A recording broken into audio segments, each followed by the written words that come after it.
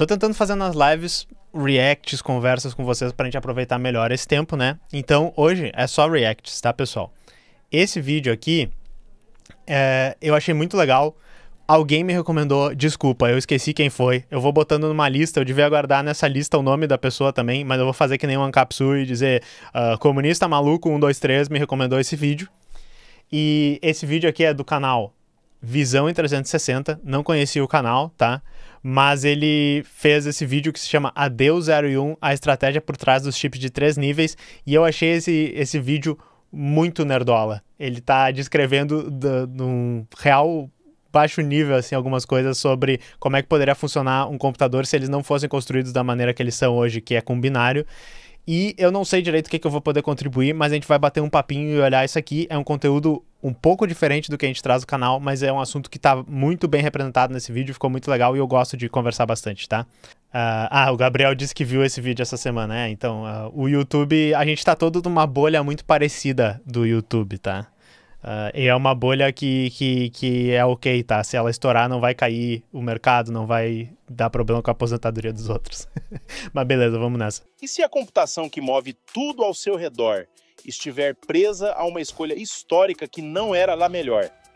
Durante décadas 0 e 1, sustentaram a internet, a IA e a economia digital. Só que existe um terceiro estado capaz de carregar mais informação por operação, reduzir o estado de São Paulo, a locomotiva do Brasil. Não é isso? Não, desculpa, essa piada foi muito sem graça. Energia e encurtar caminhos de cálculo. A pergunta que decide o futuro é simples. Quando vale abandonar o conforto do binário para adotar o ternário onde ele vence? A história da computação não começou por superioridade técnica. Começou por disponibilidade. Relés, válvulas e depois transistores funcionavam de modo mais confiável com 2 níveis, 2 limiares, uma escolha. Isso é uma coisa que eu ia dizer pra vocês, pessoal. Quando eu fiz curso de computação, eu fiquei muito deslumbrado com como o computador funciona, tá ligado? Tanto que eu acho que meus grupo de amigos, né, familiares e tal, quando eu tava no início da faculdade, eu tava fazendo a cadeira de arquitetura de computação, que eu inclusive falei sobre o professor dessa cadeira, né, um dos melhores professores que eu já tive. Essa cadeira tava explodindo na minha mente o tempo inteiro, sobre como o computador fazia os cálculos, como ele era montado, e essa questão do binário aí, assim. E daí, eu não sei se vocês sabiam, a gente estuda bem no iniciozinho dessa cadeira, né? Mas os primeiros computadores, eles não foram pensados no sistema de números binários, né? Ele tinha, se eu não me engano, e teve outros computadores antes do ENIAC, que é o computador do von Neumann.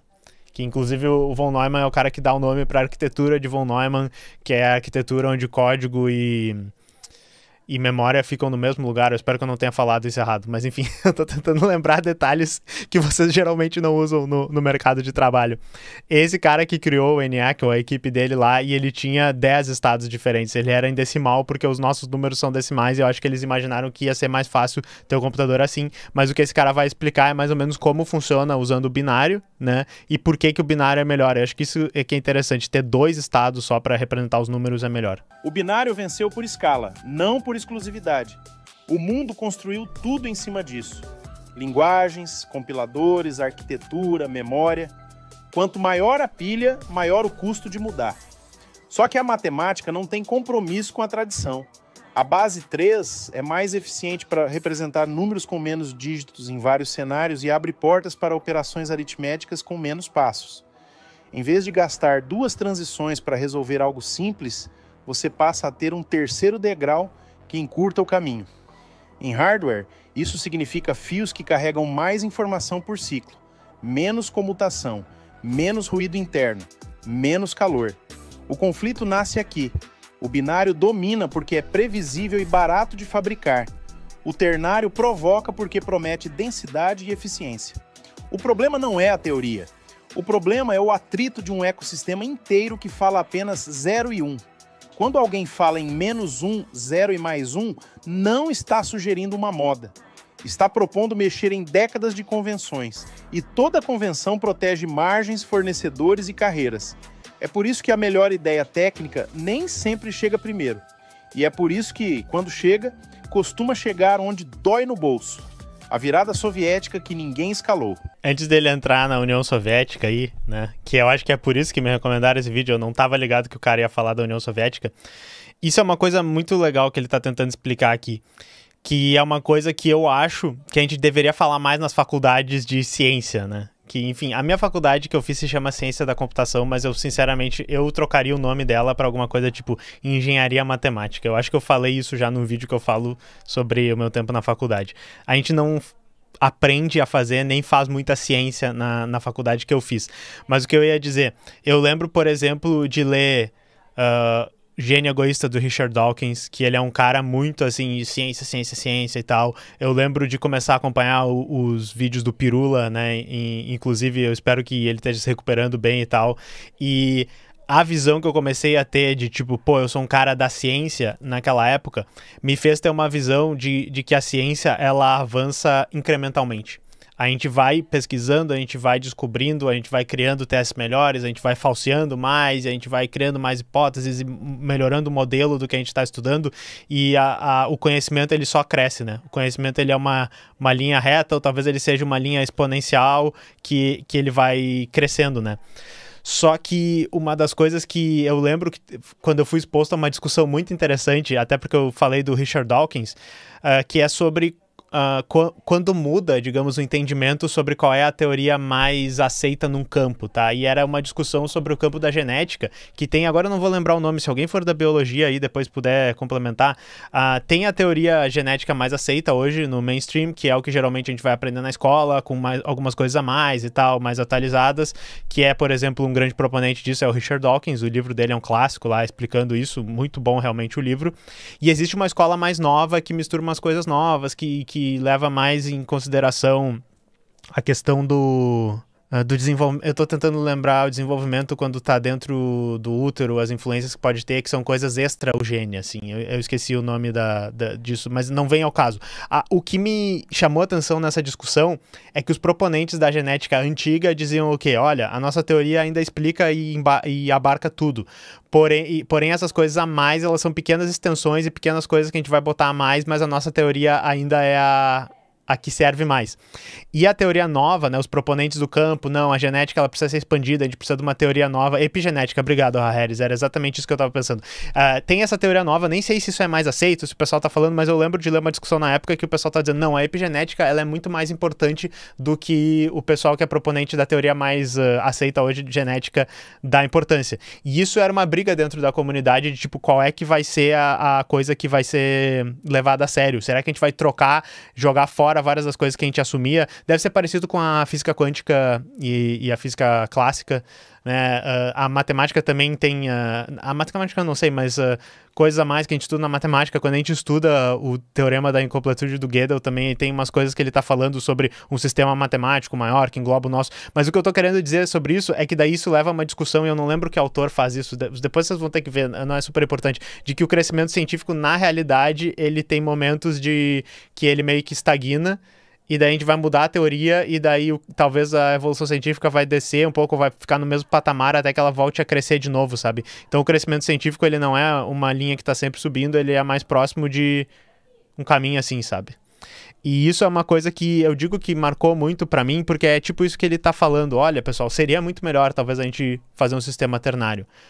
Seria a computação quântica, o pessoal fala muito, não, a gente tem que fazer a computação quântica funcionar amanhã, mas às vezes é uma questão de que, tipo assim, materialmente ou socialmente a gente não chegou no momento que isso aí vai ser propício para acontecer. Não vale a pena a gente jogar fora tudo que a gente tem para adotar isso. Talvez isso na estrutura material da sociedade, né, no que a sociedade está pronta para construir, no que a sociedade está precisando, isso não faça sentido, isso não encaixe. Então as teorias científicas, elas também devem ser entendidas no contexto social e estudadas nesse contexto. E isso me fez gostar mais ainda de ciência. Me fez perceber, nossa, a ciência ela é muito mais complicada do que eu imaginava. Ela não é só uma linha reta, ela não é só um negócio positivista. Às vezes o pessoal usa o termo cientificismo. Eu sei que são termos diferentes, mas eu só tô tentando falar pra vocês. Isso é uma coisa que me animou mais pro campo da ciência, porque que nem eu disse, pra mim, politizar e tentar entender o contexto social das coisas e fazer essa análise maior é uma coisa que me anima a entender melhor o mundo. E eu sinto que tem pessoas que acham que esse entendimento cursório e positivista da realidade é a única coisa que vale a pena e, obviamente, eu acho que não, tá ligado? Então, enfim, era o que eu pensava sobre isso. Eu leio o chat e o Leandro tá dizendo, não conseguimos nem migrar de COBOL, pode crer, cara. Vamos ver aqui a virada soviética que ninguém escalou. Moscou, final dos anos 50. Enquanto o Ocidente padronizava o 0 e 1, um laboratório da Universidade Estatal de Moscou apresentou uma máquina que pensava em 3 níveis. O Cetum não era um conceito em papel. Era computador de verdade, ligado, processando, entregando resultado. Em vez de bits, trits. Em vez de 0 ou 1, menos 1, 0 e mais 1. A escolha não era ideológica, era pragmática. Com menos componentes por função, o Cetum prometia custo menor e operações aritméticas mais curtas em tarefas comuns. O impacto inicial foi concreto. Institutos de pesquisa receberam unidades, alunos programaram naquele modelo, professores mostravam como certas rotinas ficavam mais enxutas no ternário do que no binário. A máquina cumpria a promessa de fazer mais com menos passos. O microconflito aparece quando a técnica encosta na realidade industrial. Quem fornece peças de reposição, quem atualiza a linguagem, quem escreve compiladores, bibliotecas, sistemas. O Cetum tinha cérebro, faltava corpo ao redor. Do outro lado do mundo, a maré binária ganhava escala. Fabricantes padronizavam processos, custos caíam, software se multiplicava. Quanto mais gente usava binário, mais barato ficava continuar no binário. A rede de incentivos se fechou. O Cetum não perdeu por falha lógica, perdeu por ecossistema. Sem cadeia de suprimentos robusta, sem uma indústria inteira apostando, qualquer defeito vira justificativa para voltar ao seguro. E o seguro era 0 e 1. Há outro ponto incômodo. O sucesso técnico precisa de narrativa. Mas então, isso que é muito legal, né, pessoal? É o que eu tava tentando dizer. Sempre tem que falar sobre isso. A indústria de IA, que o pessoal acha que eu fico assim, nossa, a bolha vai estourar, né? E o pessoal diz, não, mas a IA é uma ótima tecnologia, você não entende? Sim, a IA como ela existe hoje, ela surgiu dentro desse nosso sistema, por isso que ela é desse jeito. E é o que ele tá nos explicando, assim, muito legal, na União Soviética eles inventaram essa coisa com 3 aí, mas a União Soviética não conseguiu, né, desenvolver a tecnologia deles. A gente até fez um outro vídeo aqui sobre a potencial internet / cibernética que eles estavam tentando desenvolver na União Soviética. Eu vou deixar linkado para vocês aqui quando vocês estiverem vendo o canal, que é uma coisa que eu quero estudar muito mais, né? Eu sei que tem um pessoal aí que adora estudar cibernética e União Soviética também. Não deu certo também por causa das contradições materiais, do problema que teve com a União Soviética e da competição que eles tinham que fazer com outro modelo, que era o modelo ocidental, que acabou ganhando do que acabou virando a nossa internet. Mas isso não é fascinante, pessoal? Eu acho que eu tô enrolando um pouco. E apareceu escrito ali no papelzinho ENIAC, que vocês querem ver, ó. Há outro ponto incômodo. Aqui, ó. O sucesso técnico precisa de narrativa de adoção. Quem compra, treina, mantém e evolui um parque ternário quando todas as universidades ensinam binário. Quando os livros, as salas, os laboratórios, as empresas e os contratos estão ancorados na mesma língua. A resposta naquela época foi ninguém. O projeto minguou não por falta de ideia, mas por excesso de inércia do restante do mundo. O Anderson falou, mas isso não está relacionado com os padrões que adotamos? Exato, mas é que a pergunta é o contrário. Por que a gente adota esses padrões? Eu acho que é exatamente isso. É muito difícil um padrão que é, assim, infinitamente superior e que muda várias coisas, revoluciona várias coisas, ser o padrão que ganha. Sei lá, eu não sou uma pessoa que estuda muito isso, tá? Mas, por exemplo, a internet virou esse padrão, o protocolo, né, o HTTP, o padrão OSI de rede. Eu acho muito maneiro as camadas OSI. A gente já falou aqui, eu acho, no canal, eu não lembro qual vídeo que a gente estava falando sobre isso. É muito legal, mas isso se formou por causa da maneira como a gente começou a desenvolver a tecnologia. Foi uma tecnologia militar que precisava ter alta compatibilidade entre os lugares diferentes que estava, daí depois com as universidades, e daí depois que já estava pronto e funcionando com pouca coisa, isso virou uma tecnologia que começou a ser construído produtos e empresas em cima, né? Então, essa maneira que funcionou é o motivo específico por que a gente adotou esses padrões. Provavelmente, numa sociedade completamente diferente, eu tenho certeza, na real não provavelmente, com certeza numa sociedade totalmente diferente, seriam outros padrões. Poderiam ser muito parecidos, eles poderiam até ser equivalentes, mas as coisas iam ser diferentes. E essa discussão é muito foda. A discussão de como poderia ser a tecnologia num mundo diferente, sabe? É uma discussão quase de ficção científica. Boas ficções científicas lidam bem com isso, né? De como a gente teria uma tecnologia equivalente, mas ela se pareceria num mundo mundo completamente alienígena, num futuro. E essa é a discussão interessante, eu acho que é isso que ele tá tentando dizer, eu acho que ele tá explicando super bem. A virada que quase foi. O ternário mostrou vantagem local, mas esbarrou na barreira invisível que derruba quase toda ruptura. Não basta vencer no laboratório.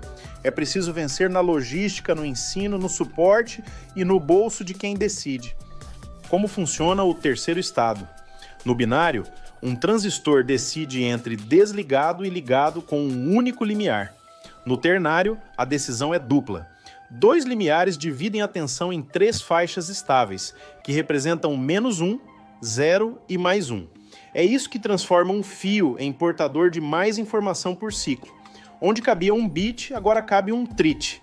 Em termos de capacidade, cada trit carrega logaritmo de 2 de 3. Parece pouco, mas somado em milhões de células vira área, energia e tempo de execução economizados. Isso aqui é teoria da informação, tá? Pra vocês saberem. É uma coisa que a gente aprende. Eu aprendi bem pouquinho na faculdade, mas eu li depois. Eu ia aproveitar pra dizer, eu ia mostrar aqui. Eu talvez pudesse abrir um ScaliDraw pra vocês, mas eu não vou, eu vou ser mais roots. Vocês estão ligados o que um computador faz? E ele vai mostrar ali depois, mas tipo, basicamente um computador faz, né? A gente tem um fiozinho, ó. Esse aqui é um fiozinho da eletricidade. Um fiozinho que entra numa caixinha, né? Que é o nosso processador, e daí vai entrar uma tensão aqui, e daí que nem ele disse, essa tensão, ela tem o mais baixo, o mais alto, e ela pode estar entre um e o outro. Quando a gente está em binário, o que ele está querendo dizer é que tudo que está abaixo do meio dessa tensão vai ser o mais baixo, e tudo que está acima do meio dessa tensão vai ser o mais alto. A gente tem 2 estados. Então pode ser que a eletricidade, né, que a eletricidade é uma onda, né, que vai estar se movendo numa frequência.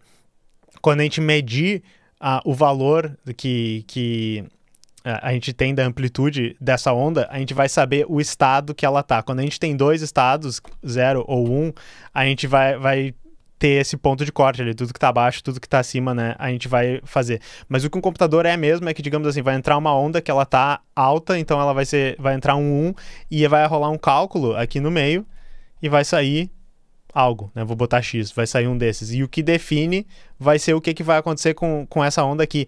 Só que e daí, no caso, né, vocês vão pensar, mas então o computador só faz 2 coisas. Eu estou aqui na tela vendo só 2 coisas, né? Não, você está vendo milhares, milhões de pixels, milhares de dados, áudio, todas essas coisas, porque na realidade a gente processa várias dessas ondas, né, ao mesmo tempo. A gente processa vários zeros e uns juntos, e daí, obviamente, o número 8, né, eu tava falando pro pessoal, por que foi pegar um tão difícil? 8 é...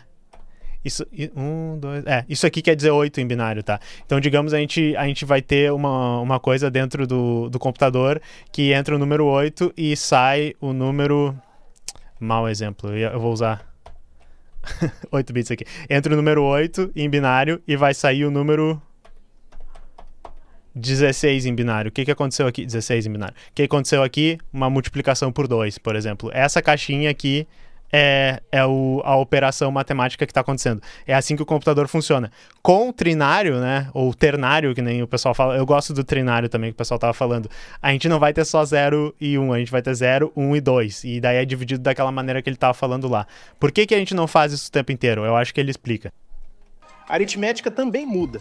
O sistema balanceado com -1, 0 e +1 simplifica a propagação de vai 1 em certas operações.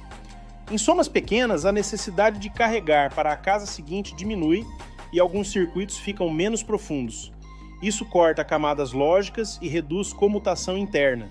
Menos comutação significa menos dissipação de calor. Em multiplicação e comparação, blocos críticos podem ser reescritos para tirar proveito do terceiro degrau, tropeçando menos em gargalos que no binário exigem duplicação de portas e buffers. Memória entra no jogo com células de 3 níveis. Em vez de salvar carga como baixo ou alto, o circuito preserva 3 platôs de tensão. Controladores ajustam as janelas de leitura e escrita e o periférico aprende a enxergar os 2 limiares com margem. Isso permite bancos mais densos e barramentos com maior taxa de informação por pin, sem necessariamente subir frequência. Aqui aparece o microconflito real. Ter 3 níveis é ótimo no quadro branco, mas na fábrica oscilação térmica, ruído e variação de processo tentam apertar essas janelas. Se os limiares ficarem muito próximos, a confiabilidade cai. A solução passa por projeto elétrico cuidadoso, calibração no silício e, em alguns casos, materiais e geometrias que sustentem melhor a separação entre níveis. O potencial está dado. O desafio é... Para quem não é muito técnico, basicamente o que ele disse é que quando a gente tem que diferenciar, né, a eletricidade, que é o negócio tá... a gente tem que ver aquele valor da amplitude da onda e dizer, ok, isso é -1, isso é 0 ou é 1. Temos 3 estados agora.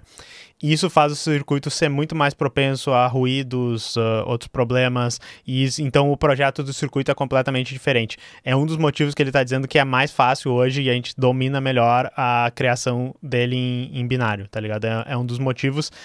Esses ruídos, essas coisas, por outros motivos, também é o problema que a gente tem de fazer computação quântica, e é um problema também que eu lembro que quando eu estava na faculdade o pessoal falou, eu achei muito louco, que é o problema de fazer circuitos cada vez menores, tá ligado? Porque quando a gente faz circuitos que conseguem capturar essa diferenciação do valor, né, de amplitude da onda elétrica, e eles são muito microscópicos, que é o nível que a gente está chegando. Isso é aqueles nanômetros que o pessoal fala quando eles dizem, a TSMC tem a tecnologia de tantos nanômetros, a empresa tal é tantos outros, a China quer reduzir os nanômetros. Esse é o tamanho, né, dos transistores, que é esses circuitos que a gente precisa fazer para detectar, que eles manipulam ali as ondas e tal. Eles são tão pequenos que chega ao ponto que se vier, né, eu lembro do professor lá do Weber falando, vem um raio cósmico que chegou lá do espaço e acerta dentro do seu processador, ele pode flipar um bit. Mas aí, enfim, tem correção de erro, tem todo tipo de coisa ali, só o que ele está dizendo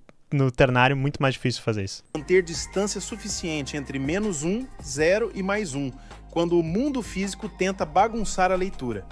O retorno em silêncio, protótipos, patentes e um teste de mesa. Depois de décadas dormindo, a ideia voltou nos lugares certos. Laboratórios de materiais e times de design de circuitos obcecados por eficiência. Surgem transistores com 2 limiares estáveis, células de memória de 3 platôs e blocos lógicos redesenhados para processar mais por ciclo. Em documentos técnicos, a promessa se repete com números tentadores: menos dispositivos por função, cortes de energia em operações repetitivas e caminhos mais curtos em aritmética. Vamos ao teste de mesa que expõe a lógica. Pense numa AND ternária em sistema balanceado. Isso aqui é o que eu estava tentando explicar para vocês, mas daí eu meio que parei de tentar explicar, porque ele ia mostrar no vídeo e ia ser muito complicado, tá? Mas o que eu disse, assim, ó, isso aqui é um circuito, poderia ser um circuito, né, dentro de um computador, ou enfim. Entra 2 fiozinhos aqui, o fiozinho A e o fiozinho B, e sai um fiozinho Q, né? Que eu não sei porque Q não é de question, né? Enfim, A, B e sai um fiozinho Q, que é o resultado. Esse circuito aqui faz a operação lógica E. Então, se o valor da onda que está entrando aqui for 0 no A e o que está entrando no B for 0, a resposta vai ser 0, porque a operação AND, ela precisa que os dois sejam verdade para ela ser verdade, né? 0 é falso, 1 é verdadeiro. Isso é uma outra coisa. A gente às vezes trata os estados do computador como, 0 é verdadeiro, 1 é falso. Não, na realidade, o modelo do que é a lógica booleana, que é isso, a lógica que lida com valores verdade, verdadeiro ou falso, ela é um modelo matemático para a gente entender um sistema que tem 2 números, né, que tem 2 estados. Então, na realidade, vocês entendem isso? A matemática que a gente usa em cima é um modelo que ajuda a modelar vários problemas da realidade, como 2 estados diferentes para a gente botar num sistema. Então, quando a gente faz um circuito e a gente diz isso é um AND, é porque a gente está usando esse modelo do que é a lógica booleana para fazer coisas que a gente precisa no mundo real, e várias coisas no mundo real podem ser modeladas como esse tipo de problema, né? Enfim, eu não sei se isso é interessante para vocês, mas daí no A, se entra 0 e no B, se entra 1, ainda é 0, porque os dois precisam ser verdade para uma função E. Quem estudou para concurso, lógica de concurso, deve ter visto esse tipo de coisa. Quando entra 1 no A e 0 no B, sai 0, e quando entra 1 nos dois, sai 1. Então, o que eu estava tentando explicar para vocês é isso. O computador nada mais é do que milhões, trilhões de circuitinhos assim, que entram na eletricidade de um lado, passa por dentro desse circuito e sai uma resposta do outro. Só que, claro, a gente pluga periférico, a gente pluga memória, a gente pluga teclado, a gente pluga monitor. Eu sempre falo isso, né? Tudo que está dentro do computador transforma com sensores ou emissores coisas digitais, né? Os emissores emitem para o mundo analógico coisas digitais, então a luz dos pixels que estão no meu computador é números binários que se transformam em luz, o som é números binários que se transformam de novo numa onda sonora por meio de um conversor digital para analógico, e o microfone, por exemplo, usando um conversor analógico digital, transforma as ondas sonoras da minha voz em ondas elétricas, e depois essas ondas elétricas são amostradas e viram números que entram para dentro do computador, tá ligado? Então, dessa maneira, a gente consegue transformar um negócio que só processa números usando um sistema de 0 e 1 por meio do modelo matemático, da lógica, e depois outros tipos de matemática, e transformando o mundo real em coisas digitais, a gente consegue resolver problemas reais por meio da computação digital. É basicamente isso. Em vez de 1 e 1 dá 1, a regra vira: o resultado é o menor valor entre as entradas. Se as entradas forem mais 1 e 0, sai 0. Se forem mais 1 e menos 1, sai menos 1. Eu não lembro de ter estudado o end em ternário, então é bem interessante. Ele tá dizendo é a menor das entradas a resposta sempre. Top demais. Menos 1. 3 níveis por fio, 27 combinações em portas de 2 entradas e um conjunto de tabelas verdade que comprimem decisões que no binário exigiriam duplicação de estágios. O efeito prático aparece quando esses blocos se somam. Barramentos carregam mais informação sem aumentar a frequência, e certas árvores lógicas ficam mais rasas. Aqui entra o primeiro freio. Patente não é fábrica. Um protótipo bonito em um paper pode falhar quando encontra variação de processo, temperatura e envelhecimento do material. O retorno do ternário não depende só do circuito ideal, mas da disciplina industrial para tirar ruído, calibrar limiares e provar confiabilidade em escala.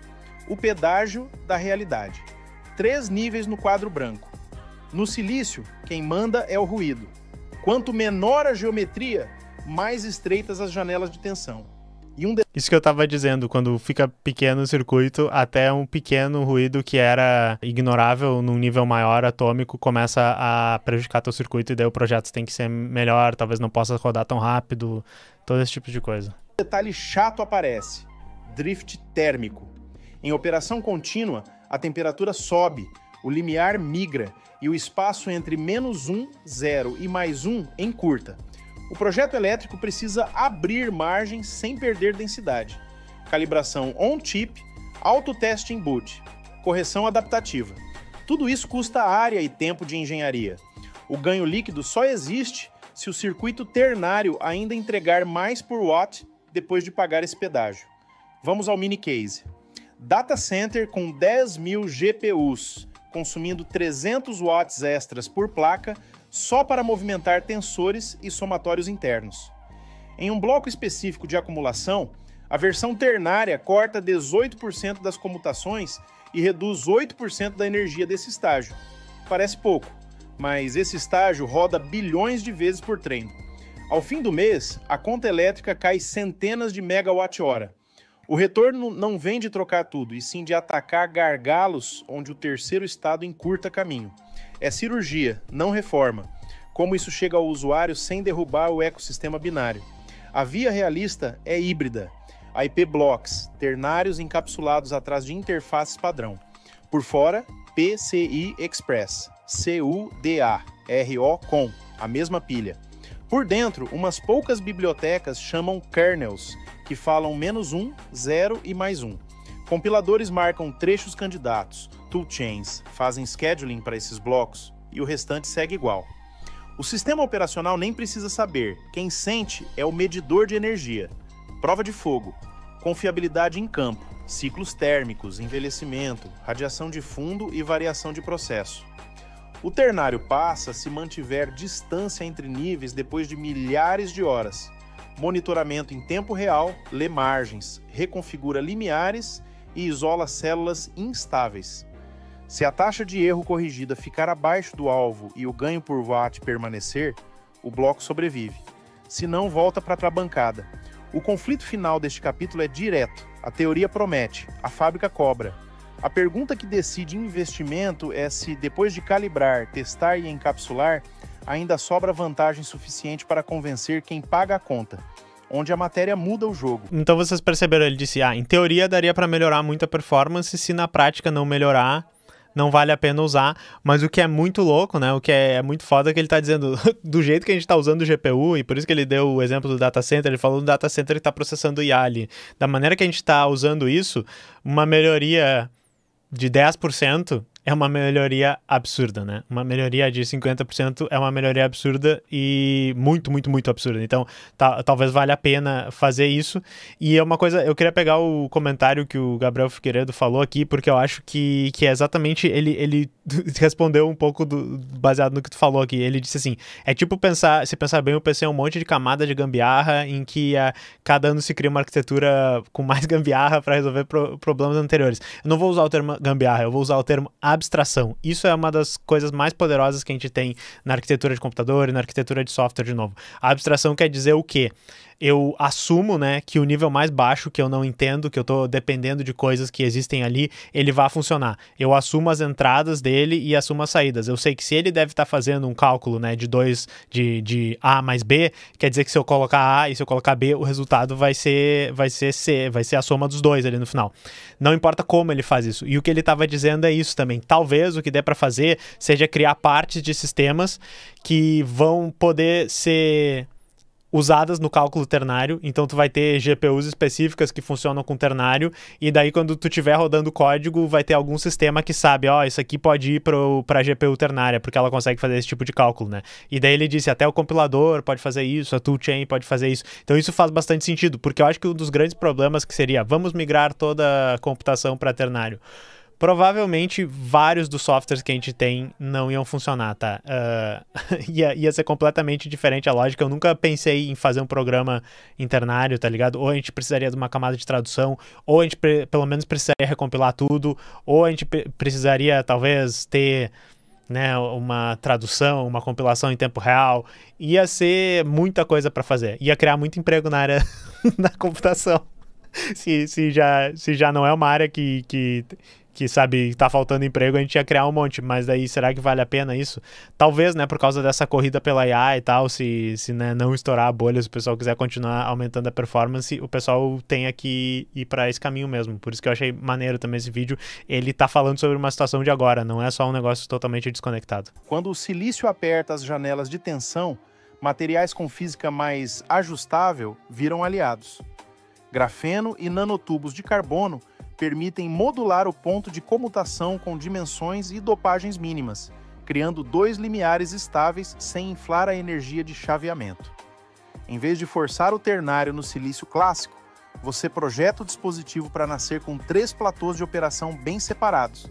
Isso se traduz em células de memória de 3 níveis mais previsíveis e portas lógicas menos barulhentas.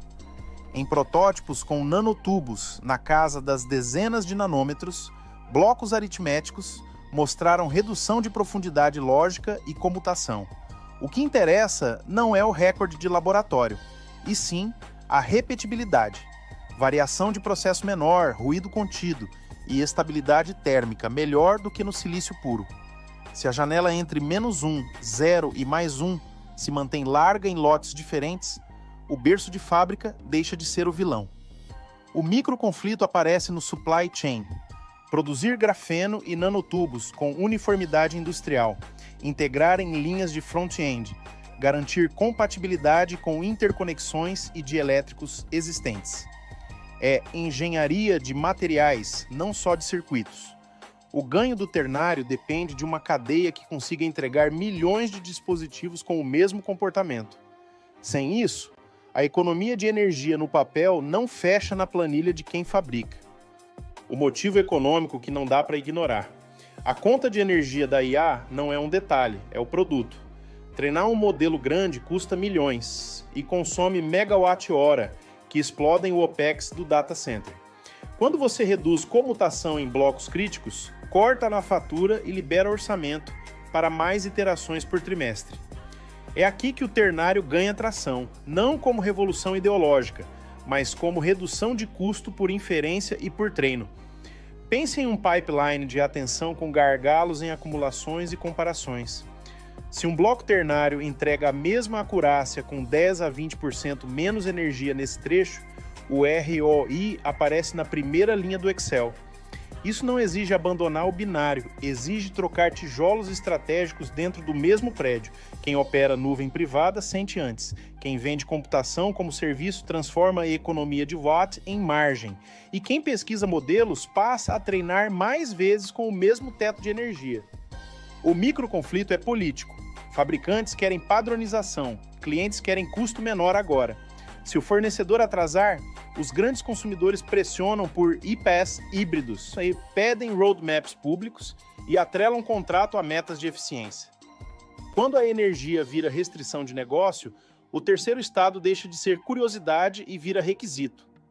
Eficiência que vira vantagem. O passo... Vocês viram que maneira ele desenhou pra gente exatamente isso. Se tivesse, né, uma GPU ternária que a gente pudesse plugar, é mais ou menos assim que poderia acontecer no mercado para isso acontecer. Ele falou, né, quem adotar isso pode reduzir a margem se tu é um provedor de serviço. Muito maneiro. A análise é muito boa. Isso prático para quem usa IA. Quando o limite deixa de ser dinheiro e passa a ser energia, a estratégia muda. Não é sobre ter o maior modelo, é sobre treinar mais vezes dentro do mesmo teto de consumo. Se blocos ternários entregam menos comutação nos pontos certos, você não troca a pilha inteira. Você troca as peças que abrem espaço no orçamento energético. A consequência é direta. Mais experimentos por semana, ciclos de produto mais curtos, menos tempo queimado esperando convergência. E aqui entra a parte que pouca gente admite. Não adianta só ter hardware eficiente se o seu uso de inteligência artificial é improvisado. Ferramentas poderosas viram desperdício quando o fluxo é confuso, quando o prompt é ruim, quando a automação não conversa com o resto do trabalho. É por isso que eu sempre recomendo alinhar eficiência técnica com eficiência de processo. Se você trabalha com IA, produtividade ou marketing digital e quer transformar esse ganho em resultado real, há um atalho seguro. Ele tá me vendendo um curso, né? A tecnologia empurra, mas é a sua operação que decide se esses watts economizados viram crescimento ou ficam invisíveis na planilha. Fechamento. 3 estados, uma decisão consciente. O binário nos trouxe até aqui porque escala com previsibilidade. O ternário volta ao debate quando eficiência deixa de ser opção e vira requisito. Entre a tradição e a ruptura existe um território de cálculo, onde 3 níveis encurtam caminhos e liberam orçamento energético, sem derrubar toda a pilha. Se essa visão te ajuda a olhar o tabuleiro por outro ângulo, considera se inscrever e deixar um like agora. Isso sinaliza para o YouTube que este tipo de vídeo merece circular. A adoção real não aparece em manchete, aparece em detalhe. Blocos encapsulados por trás das mesmas interfaces, kernels específicos com menos comutação, máquinas mais frias e contas menores no final do mês. O usuário final não compra ternário, compra resultado por watt. Esse movimento só acelera se a janela entre -1, 0 e +1 se manter estável em campo e o ganho resistir à variação térmica, envelhecimento e volume de produção. Se isso falhar, o binário permanece a âncora. Se passar, o terceiro estado entra onde paga a própria conta. No fim, não é troca de crença, é triagem. Use 0, -1 e +1 onde resolvem melhor. Mantenha 0 e 1 onde ainda vence. Quero ouvir você. Quando a energia virar o limite do seu projeto, qual parte... Eu também achei que ele se repetiu um pouquinho no final, mas eu achei bem legal. Obrigado, canal Visão 360. Eu achei que a discussão foi muito boa e eu acho que é interessante isso, porque o que eu quis trazer aqui para vocês, pra gente conversar, que é um ponto que ele explicou bem. A tecnologia, ela não está separada da sociedade, do processo produtivo. Enfim, isso deveria ser óbvio, né?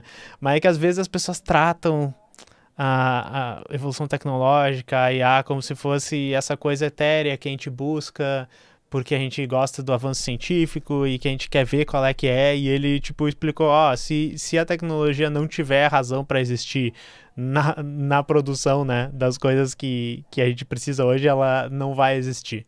Ele fez uma análise muito boa, material da coisa. Mas é isso aí, valeu pessoal, acho que a discussão ficou boa, é um vídeo tipo mais técnico, meio seco até em alguns momentos, mas eu achei interessante e eu achei que a gente conseguiu colocar umas coisas legais aqui em cima, beleza? Night falou também, não sei se você já abordou, mas estão surgindo processadores analógicos também. Não vi, cara. Sempre existe, né, coisas específicas, mas analógico eu não vi. Eu vi que o pessoal fala direto dos processadores biológicos, né? Que eles falam. Eu lembro que eu li um livro há muito tempo atrás, eu estava na faculdade. Eu sempre esqueço o nome do livro. É O Advento do Algoritmo. Eu não lembro se era esse o nome do livro. Mas o cara falou rapidamente de processadores biológicos no final.